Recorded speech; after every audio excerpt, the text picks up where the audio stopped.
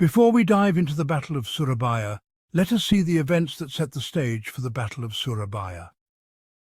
On the 17th of August 1945, President Sukarno and Vice President Hatta declared the independence of Indonesia in Jakarta, 2 days after the Japanese Emperor's surrender in the Pacific. As the news about the independence declaration spread, ordinary Indonesians felt a sense of freedom that led most to regard themselves as pro-republican.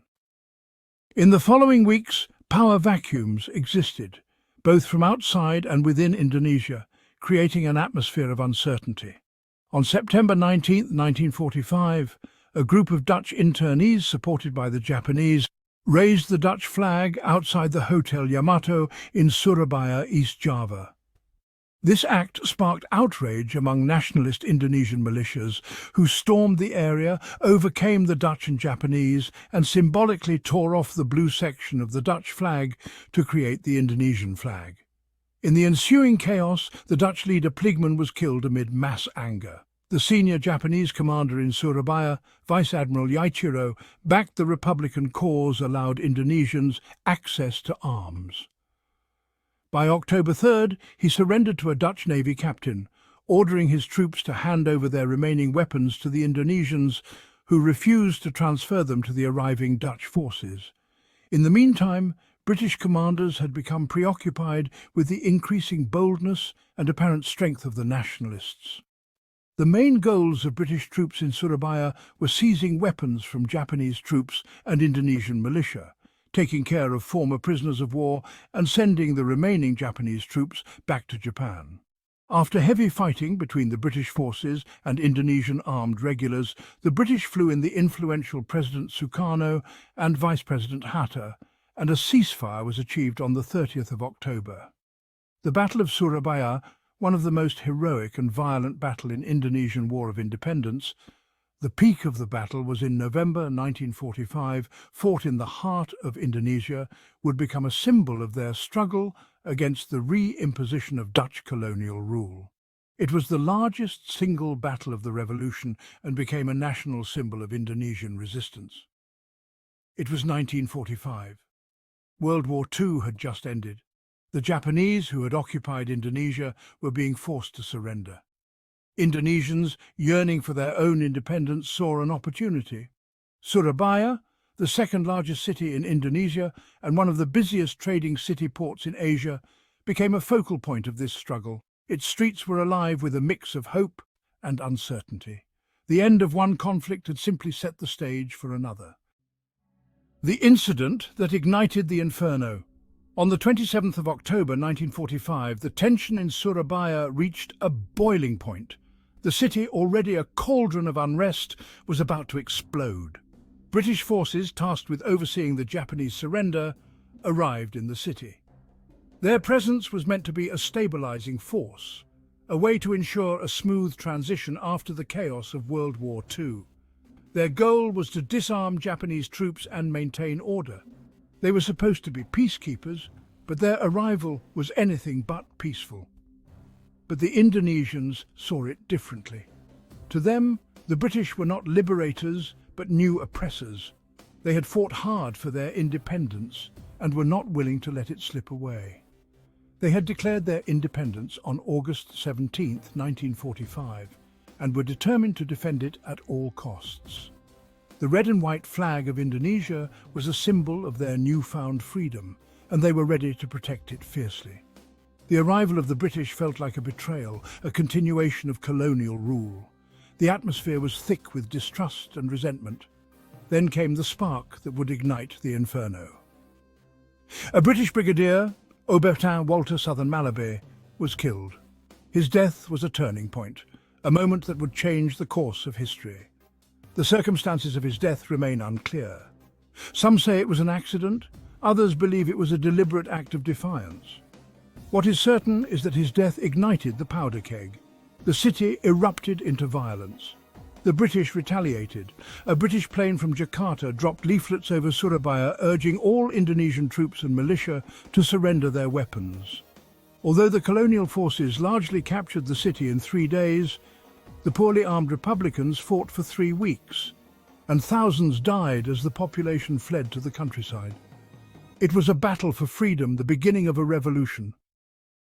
The British, outraged by Malaby's death, issued an ultimatum. They demanded that Surabaya surrender all weapons. The Indonesians refused. They knew what was at stake, their hard-won independence. On 10th November 1945, the Battle of Surabaya began. Around 24,000 British troops, backed by tanks and aircraft, launched a full-scale assault on the city. Fighting was heavy, with British troops clearing buildings room by room and consolidating their gains. They expected a swift victory. They had underestimated the resolve of the Indonesians. Outnumbered and outgunned, they fought back with fierce determination. Indonesian irregulars would continue to infiltrate the city to launch guerrilla attacks, and the British forces would bombard Surabaya. Civilians, armed with whatever they could find, joined the fight. One figure emerged as a symbol of Indonesian resistance. Sutomo, also known as Bung Tomo, an Indonesian revolutionary and military leader best known for his role in the Indonesian national revolution against Dutch colonial rule. His fiery radio broadcasts rallied the people of Surabaya. Sutomo spurred thousands of Indonesians to action with his distinctive emotional speaking style of his radio broadcasts. The stories of individual bravery during the battle are countless. Young men and women, some barely teenagers, took up arms. Mothers and fathers fought to protect their families and their city. The battle raged for weeks. Surabaya, once a vibrant city, was transformed into a battleground. Buildings were reduced to rubble, streets were stained with blood, civilian casualties were immense. The Indonesians fought with a fervour that shocked the world. Their determination and bravery in the face of overwhelming odds were nothing short of extraordinary. The British, despite their superior firepower, found themselves bogged down in a brutal urban conflict. The narrow streets and dense urban landscape of Surabaya turned into a battleground where every corner held a new challenge. The British forces, though well equipped, were unprepared for the tenacity and guerrilla tactics employed by the Indonesian fighters. The Indonesians fought for every street of their city. Their resistance was fierce and unrelenting. The battle became a defining moment in Indonesia's struggle for independence, showcasing the indomitable spirit of its people and their unwavering commitment to freedom. The battle was a Pyrrhic victory for the Indonesians, but the cost of their resistance was immense. Thousands of Indonesians, many of them civilians, lost their lives. Estimates of Indonesian deaths range around 15,000 and perhaps 200,000 fled the devastated city. The city itself lay in ruins, its streets scarred by the violence of the battle. Yet from the ashes of destruction, a new spirit arose. The Battle of Surabaya had galvanized the Indonesian people. It showed the world that Indonesia was willing to fight and die for its independence. The battle for Surabaya was the bloodiest single engagement of the war and demonstrated the determination of the ragtag nationalist forces. Their sacrificial resistance became a symbol and rallying cry for the revolution. The battle was a turning point in Indonesia's struggle for independence. It was a fierce and bloody confrontation that saw thousands of brave Indonesians rise up against the colonial forces. It showed the world the determination of the Indonesian people. Their unwavering spirit and courage in the face of overwhelming odds became a beacon of hope for other nations under colonial rule. It also exposed the brutality of colonial powers. The sheer scale of destruction and loss of life during the battle highlighted the lengths to which the colonizers would go to maintain their grip on power. International pressure mounted on the Dutch, who had returned to Indonesia after the Japanese surrender, to grant Indonesia its independence. The global community could no longer ignore the cries for freedom echoing from the archipelago. In November 1946, the last British forces left Indonesia. The spirit of Surabaya lived on. It became a reminder of the sacrifices made for independence and a legacy that continues to inspire generations. The Republicans lost much of their manpower, but it was the loss of weaponry that would severely hamper Republican military efforts for the remainder of the independence struggle. It also made the British reluctant to be sucked into a war, considering how stretched their resources in Southeast Asia were during the period after the Japanese surrender. Within a few years, in fact, Britain openly supported the Republican cause in the United Nations. It was also a watershed for the Dutch, as it removed any doubt that the Republic was a well-organized resistance with popular support.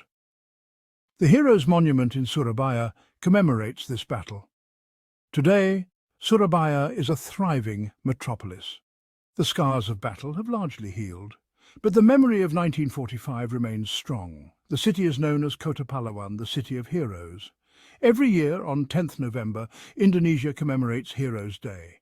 It is a day to remember the sacrifices made during the Battle of Surabaya and to celebrate the spirit of Indonesian independence. The flag fluttering in the wind stands as a beacon of hope and a symbol of the sacrifices made by countless individuals. Simple colours of red and white became a powerful symbol. The red represents the courage and bloodshed of those who fought valiantly, while the white signifies purity and the noble aspirations of the Indonesian people. Together, these colours weave a narrative of struggle, unity, and the undying spirit of a nation.